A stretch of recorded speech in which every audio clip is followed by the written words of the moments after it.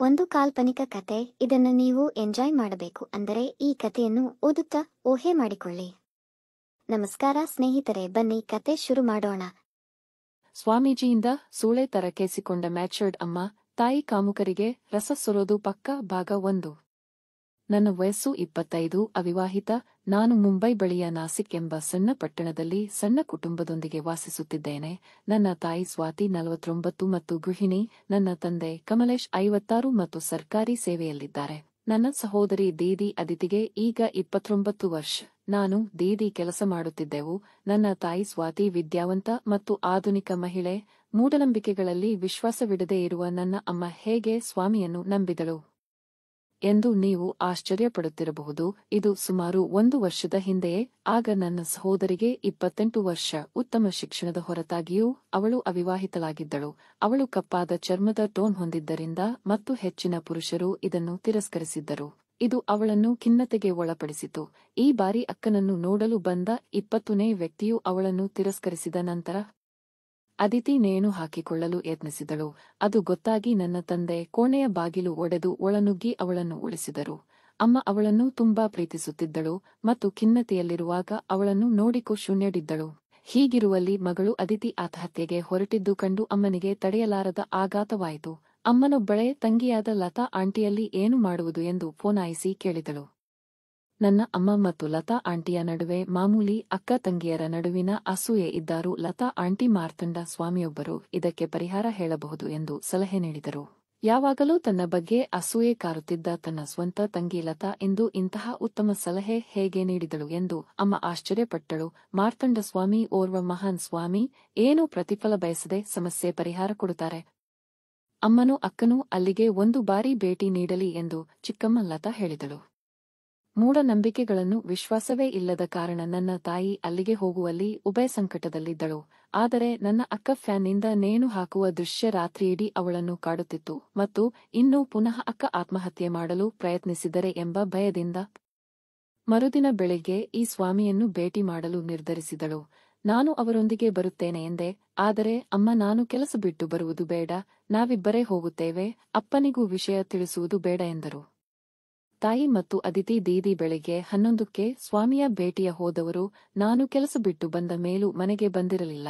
ನನಗೆ ಆತಂಕವಾಗಿ ಲತಾ ಆಂಟಿಗೆ ಫೋನಾಯಿಸೋಣ ಎನ್ನುವಾಗ ಅಮ್ಮ ದೀದಿ ಬಂದರು. ಅವರು ತುಂಬಾ ದಣಿದಂತೆ ಕಂಡು ನಾನು ಏನಾಯಿತು ಎಂದು ಅಮ್ಮನನ್ನು ಕೇಳಿದೆ.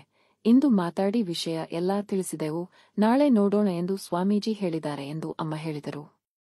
ಮರುದಿನ ಬೆಳಿಗ್ಗೆ ಅಪ್ಪ ಕೆಲಸಕ್ಕೆ ಹೋದರು. ನಾನು ನಿಧಾನವಾಗಿ ಆಫೀಸಿಗೆ ಹೊರಡುತ್ತಿದ್ದೆ. ಅಮ್ಮ ಮನೆಯ ಒಳಗಡೆ ಆ ಕಡೆಯಿಂದ ಈ ಕಡೆಗೆ ಹೋಗುತ್ತಿದ್ದರು. ತುಂಬಾ ಉದ್ವಿಗ್ನರಾದಂತೆ ಕಂಡರು. ನಾನು ಏನಾಯಿತು, ಯಾಕೆ ಹೀಗಿದ್ದೀರಿ ಎಂದು ಕೇಳಿದಾಗ ಅಮ್ಮ ಸಿಡಿಮಿಡಿಗೊಂಡು ಏನಿಲ್ಲ, ನೀನು ಆಫೀಸಿಗೆ ಬೇಗ ಹೋಗು ಎಂದು ಗದರಿದರು. ಇದರಿಂದ ನನಗೆ ಏನೋ ಸಂಶಯ ಬಂತು. ಏನು ಮಾತಾಡದೆ ನಾನು ಕೆಲಸಕ್ಕೆ ಹೋದ ಶೂನ್ಯತೆ ಮಾಡಿ ಹಿಂದಿನ ಕಂಪೌಂಡ್ ಗೋಡೆ ಹಾರಿ ಮನೆಯ ಹಿಂದೆ ಬಂದು ನಿಂತೆ. ಸ್ವಲ್ಪ ಹೊತ್ತಾದರೂ ಅಮ್ಮ ದೀದಿ ಸ್ವಾಮಿಯ ಬಳಿಗೆ ಹೊರಟಿರುವಂತೆ ಅನ್ನಿಸಲಿಲ್ಲ. 1 ಗಂಟೆಗೂ ಹೆಚ್ಚು ಸಮಯದ ನಂತರ ಕರೆಗಂಟೆ ಹೊಡೆದದ್ದು ಕೇಳಿಸಿತು. ಸದ್ದಿಲ್ಲದೆ ನಡೆದು ಲಿವಿಂಗ್ ರೂಮಿನ ಕಿಟಕಿಯ ಬಳಿ ಬಂದು ನಿಂತೆ. ಪರದೆಯಿದ್ದರೂ ಅದರ ನಡುವಿನಿಂದ ಕೋಣೆ ಸಂಪೂರ್ಣ ಕಾಣುತ್ತಿತ್ತು. ಅಲ್ಲಿ ಅಮ್ಮ ದೀದಿಯೊಂದಿಗೆ ಸೋಫಾದಲ್ಲಿ ಕುಳಿತಿದ್ದರೆ ಎದುರಿನ ಕುರ್ಚಿಗಳಲ್ಲಿ ಕಿತ್ತಳೆ ಬಣ್ಣದ ಮೇಲುಡುಪುಗಳಿರುವ ಸಾಧಾರಣ 60 ವರ್ಷದ ವ್ಯಕ್ತಿ ಮಾರ್ತಂಡ ಸ್ವಾಮಿ ಇರಬೇಕು ಮತ್ತು ಇನ್ನೊಬ್ಬ ಯುವಕ ದೀದಿಯ ವಯಸ್ಸಿನವನೇ ಇರಬಹುದು ಅಲ್ಲಿ ಕುಳಿತಿದ್ದರು. ಆ ಯುವಕ ಸಾಧಾರಣ ವ್ಯಕ್ತಿತ್ವ ಹೊಂದಿದವನಾಗಿದ್ದು ತಲೆ ನಡುವಿನಲ್ಲಿ ಸ್ವಲ್ಪ ಬೋಳಾಗಿತ್ತು. ಸ್ವಾತಿಯಮ್ಮ, ನಾನು ನಿನ್ನೆ ಹೇಳಿದ್ದನ್ನು ನಿಮಗೆ ನೆನಪಿದೆಯೇ ಎಂದು ಸ್ವಾಮೀಜಿ ಕೇಳಿದರು. ನನ್ನ ತಾಯಿ, ಹೌದು ಸ್ವಾಮೀಜಿ, ನೆನಪಿದೆ. ಶೂನ್ಯದು ಮುಜುಗರದಿಂದ ಸ್ವಾಮಿಯ ಕಣ್ಣಿನ ಸಂಪರ್ಕ ತಪ್ಪಿಸಿ ಹೇಳಿದಳು. ಸ್ವಾಮಿ ನಗುತ್ತಾ, ಒಳ್ಳೆಯದು. ಇವನು ಸುಮೇಶ್ ಎಂದು ಇಂಜಿನಿಯರ್ ಹಾಗೂ ಅವನು ಅನಾಥ. ನಾನೇ ಇವನನ್ನು ಸಾಕಿದ್ದು. ನನ್ನನ್ನು ತನ್ನ ತಂದೆಯಂತೆ ಕಾಣುತ್ತಿದ್ದಾನೆ. ಮಗಳೇ ಅದಿತಿ, ನೋಡು, ಇವನೇ ಹುಡುಗ. ನೀವಿಬ್ಬರು ಮಾತಾಡಿಕೊಂಡು ಒಬ್ಬರನ್ನೊಬ್ಬರು ತಿಳಿದುಕೊಳ್ಳಬಹುದು. ದೀದಿ ಪ್ರತಿಕ್ರಿಯಿಸದೆ ಮೌನವಾಗಿ ನೆಲವನ್ನು ದಿಟ್ಟಿಸುತ್ತಿದ್ದಳು. ಅದಿತಿ, ನೀವು ವರ್ಜಿನ್ ಅಲ್ವಾ ಎಂದು ಸುಮೇಶ್ ಕೇಳಿದ. ಪ್ರಶ್ನೆ ಕೇಳಿ ನನಗೆ ಆಘಾತವಾಯಿತು. ನನ್ನ ದೀದಿ ಹೌದೆಂದು ತಲೆಯಾಡಿಸಿದಳು. ಸುಮೇಶ್ ಸಮಾಧಾನವಾಗಿ ಮುಗುಳ್ನಕ್ಕ. ಅಮ್ಮ ಮೌನವಾಗಿ ಕಣ್ಣು ಮುಚ್ಚಿಕೊಂಡಿದ್ದಳು. ಸ್ವಾಮಿ, ಸ್ವಾತಿಯಮ್ಮ, ನಾವು ಮಾತಾಡಿದಂತೆ ನಮ್ಮ ಏಕಾಂತ ಭೇಟಿ ಆಗ್ಬೇಕಲ್ಲ ಎಂದು ನಗುತ್ತಾ ಕೇಳಿದರು. ಅಮ್ಮ ಆಗಬಹುದು ಎಂದು ತಲೆಯಾಡಿಸಿ ಬನ್ನಿ ಎನ್ನುತ್ತಾ ಎಲ್ಲರನ್ನೂ ತಮ್ಮ ಬೆಡ್ರೂಮಿಗೆ ಕರೆದುಕೊಂಡು ಹೋದರು. ನಾನು ಮನೆಯ ಸುತ್ತು ಬಳಸಿ ಅಪ್ಪ ಅಮ್ಮನ ಮಲಗುವ ಕೋಣೆಯ ಕಿಟಕಿಯ ಬಳಿ ಬಂದು ನಿಂತು ಪರದೆ ನಡುವಿನಿಂದ ನೋಡಿದಾಗ ಎಲ್ಲರೂ ಕೋಣೆಯ ಒಳ ಬರುವುದು ಕಂಡಿತು. ಸ್ವಾಮಿ ಮತ್ತು ಸುಮೇಶ್ ದೊಡ್ಡ ಹಾಸಿಗೆಯಲ್ಲಿ ಕುಳಿತರು. ಅಮ್ಮನೂ ದೀದಿಯೂ ಅವರ ಎದುರು ನಿಂತಿದ್ದರು. ತನ್ನ ಎದುರು ನಿಂತಿದ್ದ ಅಮ್ಮನ ಸೆರಗನ್ನು ಸುಮೇಶ್ ಮೆಲ್ಲನೆ ಕೆಳಜಾರಿಸಿದ. ಓ ಮೈ, ಎಂತಹ ಮೂಲೆಗಳವು! ಆ ದುಮ್ಮಿಕ್ಕುವ ಮೂಲೆಗಳನ್ನು ಹಿಡಿದಿಡಲು ರವಕೆ ಕಷ್ಟಪಡುತ್ತಿರುವಂತೆ ಕಾಣುತ್ತಿತ್ತು. ಈವರೆಗೆ ನಾನು ಅಮ್ಮ ಸ್ತನಗಳನ್ನು ಈ ರೀತಿ ಗಮನಿಸಿರಲಿಲ್ಲ. ನನಗೆ ಅರಿವಿಲ್ಲದಾಂತೆ ನನ್ನ ಕಾಲುಗಳ ನಡುವೆ ಏನೋ ಅಲುಗಾಡಿದಂತಾಯಿತು. ಸುಮೇಶನು ಭಾವಪರವಶನಾದಂತೆ ಆ ಕುಂಬಳಕಾಯಿಗಳನ್ನೇ ನೋಡುತ್ತಿದ್ದ. ಇಂತಹ ಸನ್ನಿವೇಶ ಎದುರಿಸಿ ತಿಳಿಯದಿರುವುದರಿಂದ ದೀದಿಯೂ ಅಮ್ಮನೂ ಬೆದರಿ ಬೆವರುತ್ತಿದ್ದರು. ಸ್ವಾಮಿ, ಸ್ವಾತಿಯಮ್ಮ, ಹೀಗೆ ಗಾಬರಿಯಲ್ಲಿರಬೇಡಿ. ನೆನಪಿಡಿ, ಇಂದು ಒಂದು ಸಾಧನೆ, ಆರಾಧನೆ.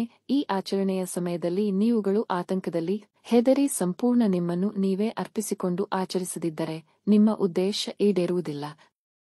ಮಗಳಿಗೆ ಮದುವೆಯಾಗಬೇಕು, ಶೂನ್ಯದು ನಾವು ಇದೆಲ್ಲ ಮಾಡುವುದಲ್ಲವೇ ಅಂದರು.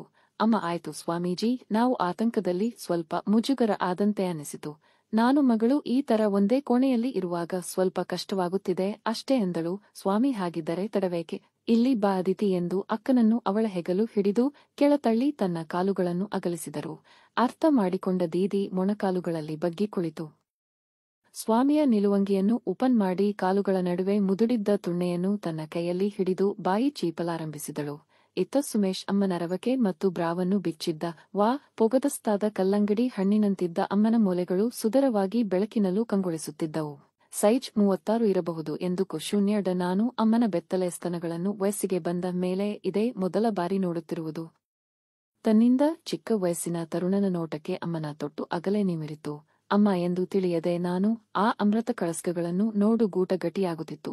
ತೊಟ್ಟಿನ ಸುತ್ತ ಕಂಡು ಬಣ್ಣದ ಪ್ಯಾಚ್ ತುಂಬಾ ಸೆಕ್ಸಿಯಾಗಿ ಕಾಣುತ್ತಿತ್ತು. ಆ ಬಗೆಯ ಬಲಿತ ಮೊಲೆಗಳನ್ನು ಕಂಡು ಸುಮೇಶ್ ತನ್ನ 2 ಕೈಗಳಲ್ಲಿ ಅದನ್ನು ಹಿಡಿದು ಮೊಲೆ ತೊಟ್ಟು ಚೀಪಲಾರಂಭಿಸಿದ. ತರುಣನ ಬಿಸಿ ಬಾಯಿ ತನ್ನ ಸ್ತನದ ಮೇಲೆ ಬಿದ್ದಾಗ ಓ ಎಂದು ಉನ್ಮಾದ ಸ್ವರ ಹೊರಡಿಸಿ ಅಮ್ಮ ತಲೆ ಹಿಂದಕ್ಕೆ ಬಾಗಿಸಿದಳು. ಈ ಕತೆ ನೆಕ್ಸ್ಟ್ ವಿಡಿಯೋದಲ್ಲಿ ಮುಂದುವರೆಯುವುದು. ಪ್ಲೀಸ್ ಈ ವಿಡಿಯೋ ಲೈಕ್ ಮಾಡಿ ಮತ್ತು ಮುಂದಿನ ಭಾಗಕ್ಕಾಗಿ ನನ್ನ ಚಾನೆಲ್ ಚೆಕ್ ಮಾಡಿ. ನಾನು ಕೇಳಿಕೊಳ್ಳೋದು ಇಷ್ಟೇ, ಈ ಕತೆ ನಿಮಗೆ ಇಷ್ಟ ಆಗಿದ್ರೆ ಪ್ಲೀಸ್ ಲೈಕ್ ಮತ್ತು ಶೇರ್ ಮಾಡಿ, ಹಾಗೆ ಸಬ್ಸ್ಕ್ರೈಬ್ ಮಾಡೋದನ್ನ ಮರಿಬೇಡಿ.